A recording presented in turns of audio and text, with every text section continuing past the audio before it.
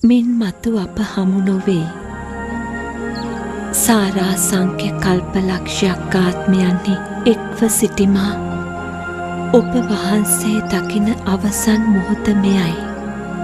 යශෝදරා භික්ෂුණීන් වහන්ස, ඔබ තරම් පින්වත් ස්ත්‍රියක් මාගේ බුද්ධෝත්පාදයෙහි තවත් නැත. මතු ලෝකවාසී වූ රාහුල මාතාව කෙසේ වූ කෙනෙක්දැයි සැකසංකා උපදවනු ඇත. එබැවින් අප්‍රසිද්ධව නිවන් පුරන ගොස් ප්‍රාතිහාර්ය පා ලෝකවාසීන්ට ආනුභාව දැක්වූ පසු පිරිනිවනට අවසර දෙමි. පෙර නොයෙක් ජාතියෙහි කීකරු වූවාසේ මේ අවසන් මොහොතේත් ඔබ වහන්සේට කීකරු වී ප්‍රාතිහාර්ය පාන්නෙමි.